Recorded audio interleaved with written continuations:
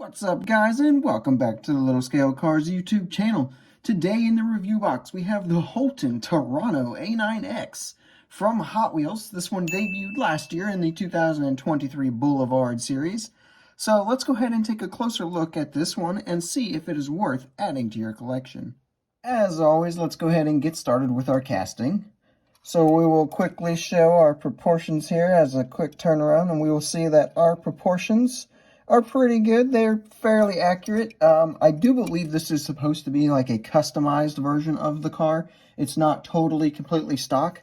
However, from all the pictures I can find, it appears to be pretty much stock, like close enough, at least from what I can find. I don't know much about this car. I'm just going based off of Google Images for the most part. So I would say that it is lowered. It's a little bit lowered. And then I don't think the exhaust is supposed to come out the side here. I think it's supposed to come out the back. Anyone who's a big Holden fan, you can correct me in the comments about what exactly is stock and what is not stock on this particular casting. But it looks close enough for my general taste. That being said, the actual casting itself is done really nicely. It looks good. We have mirrors on it. We get the fender flares out here. Spoiler is casted in and looks good. There's a nice seam line. Coming down the sides, we get our doors. Up front on the hood, little like rivets going around this giant part here. Hood seam there. All of this is really detailed in there nicely. This is my favorite part, is all these little lines and crevices and lights are indented, and even like the actual headlight itself is kind of popped out and it's casted in. So that's just overall, I really like that. It's a very nicely detailed casting as a whole. For our paint and deco, we have a simple, nice plain white with the blacked out hood. As far as I can tell, this black hood is kind of like a signature for the A9X. So that's cool that we got it. And then this white version is a version that was in real life, at least close enough that I was able to find several images of one like that. So overall, I would say that's pretty cool. Starting into our details category, this is where the casting really shines. So up front, we talked about all these details, like the casting in of them all. So this is actually like casted in mesh, which looks good. We talked about the headlights already. And then all of it got nicely detailed. So there is a nice tampo on the headlights. There is the little Toronto badge right there. The little SS, I believe is what this says, up on the Holden up here in the grill. We got little orange reflectors down here, little extra bits of intake here, and then a nice little license plate there for Hot Wheels 1977. As we make our way down the side, we do get the door handles and the little key holder thingy. We do get these smaller wheels, which are kind of cool. They keep the proportions looking really nice. I'm a big fan of these small wheels that Hot Wheels has started to use. As we make our way to the back here, we do get taillights that look good. Another great big SS logo here. And then again, the little spot for the key to go in back there. On the interior, it is hard to see, but there is a roll cage, which does lead me to believe that this might supposed to be replicating like the racing version of the car. Not 100% sure if that's accurate, but again, you Holden fans, let me know that in the comments. Moving into our roll test, as a Hot Wheels Premium, it should be no surprise that it does roll. Went ahead and put it on the scale, and it came out to be 51.8 grams, so it has some really nice heft to it as well. Into our pros and cons.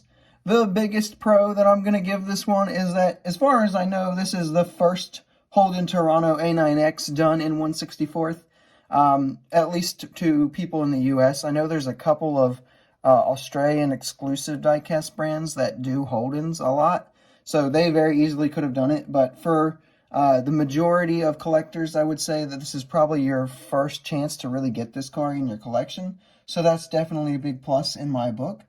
The other huge pro is what we've talked about in the initial three categories, and that is just this detail level. Like the casting itself, up front especially, is just where it shines. That it was just engineered and just done magnificently, and it looks really good, especially for just being a Hot Wheels. The level of care that went into that casting is very good to see.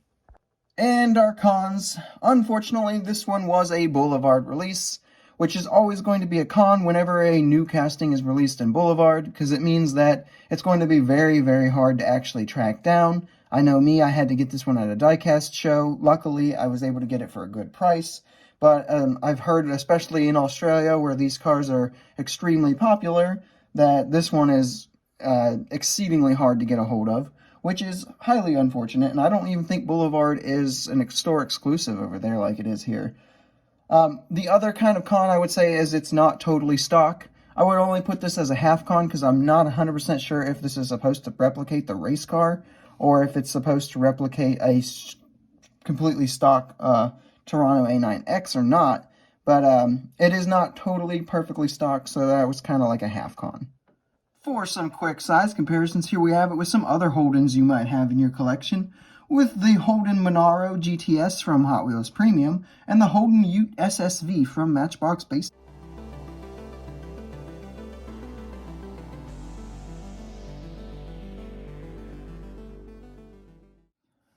And here we have it with some American muscle cars you might have in your collection, with the Plymouth GTX from Hot Wheels Mainline and the 66 Dodge Charger from Matchbox Basics.